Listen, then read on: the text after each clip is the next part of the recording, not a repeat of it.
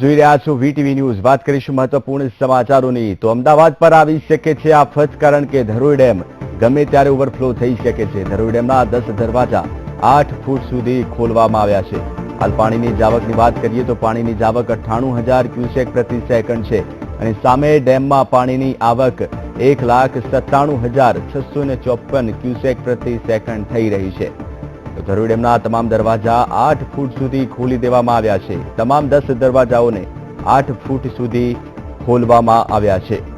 સમગ્ર ગુજરાતમાં વરસાદની સ્થિતિને લઈને ધરોઈ ડેમમાં નવા પાણીની આવક થઈ છે, જેને લઈને ડેમના 10 દરવાજા 8 ફૂટ સુધી ખોલવામાં આવ્યા છે। 98,000 ક્યુસેક પાણી પ્રતિ સેકન્ડ જાવક છે, જ્યારે આવક 1,97,654 ક્યુસેક પાણીની થઈ છે।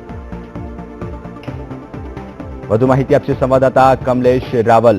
કમલેશ, અત્યારે ડેમની શું સ્થિતિ છે?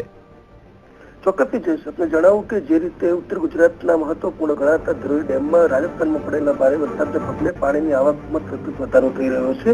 જો આવકની વાત કરવામાં આવે તો ડેમમાં પ્રતિ સેકન્ડ 1.5 લાખ ક્યુસેકથી પણ વધારે પાણી ઉમેરાઈ રહ્યું છે।